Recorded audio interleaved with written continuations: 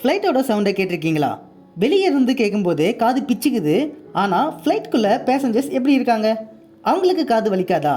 இவ்வளோ சவுண்டு வருதுன்னா வைப்ரேஷன்ஸும் அதிகமாக இருக்கும். அதை எப்படி தாங்குறாங்க? இதை பற்றி 5 விஷயங்களை இந்த வீடியோவில் பார்க்க போகிறோம். 1. Sound insulation. Acoustic panels, foam insulation, vibration dampening materials, special sound proofing fabrics, இது மாதிரியான சவுண்டு இன்சுலேஷன் மெட்டீரியல்ஸ்னால விமானத்தை டிசைன் பண்ணியிருப்பாங்க.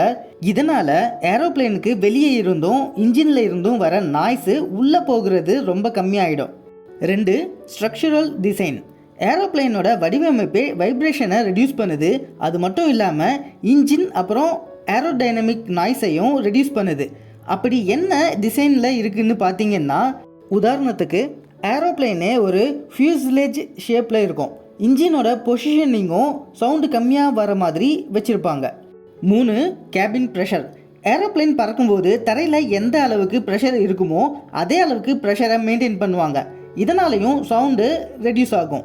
எப்படின்னா, மேலே போக போக ஏரோட டென்சிட்டி கம்மியாக இருக்கும்.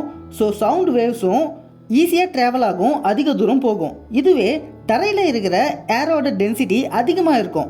ஸோ அந்தளவுக்கு சவுண்ட் வேவ்ஸு ஈஸியாக ட்ராவல் பண்ண முடியாது. இதனால தான் மேலே பறக்கும் போதும் தரையில் இருக்கிற மாதிரி அதே அளவுக்கு ப்ரெஷரை மெயின்டைன் பண்ணுறாங்க. இதனால் ஏரோப்ளேனுக்கு உள்ள நாய்ஸ் ரெடியூஸ் ஆகும். 4. Seat design. வைப்ரேஷன்ஸை அப்சர்வ் பண்ணுற, நாய்ஸை ரெடியூஸ் பண்ணுற மெட்டீரியல்ஸ்னால ஏரோப்ளேனில் இருக்கிற சீட்ஸை டிசைன் பண்ணியிருக்காங்க. இதனாலேயும் ஏரோப்ளேனுக்குள்ளே சவுண்டும் வைப்ரேஷனும் கம்மியாக இருக்கும். பேசஞ்சர்ஸுக்கும் ஒரு கம்ஃபர்ட் லெவலில் தருது. 5. Crew training.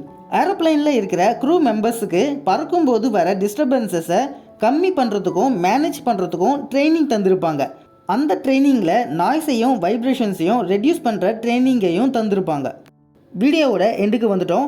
இந்த வீடியோவோட சம்மரி என்னென்னா, ஏரோப்ளேன் பறக்கும்போது அதுக்குள்ளே வர சவுண்டையும் வைப்ரேஷனையும் குறைக்கிற 5 விஷயங்களான sound insulation, structural design, cabin pressure, seat design, அப்புறம் க்ரூ ட்ரைனிங், இதை பற்றிலாம் பார்த்தோம். ஓகே, இந்த வீடியோ உங்களுக்கு பிடிச்சிருக்கும்னு நினைக்கிறேன். லைக் பண்ணிக்கோங்க, மற்றவங்களுக்கும் ஷேர் பண்ணுங்கள். மறக்காமல் சேனலை சப்ஸ்கிரைப் பண்ணிக்கோங்க. உங்களை அடுத்த வீடியோவில் வந்து சந்திக்கிறேன். அது வரைக்கும் உங்களிடமிருந்து விடைபெறுவது உங்கள் ராஜ்குமார்.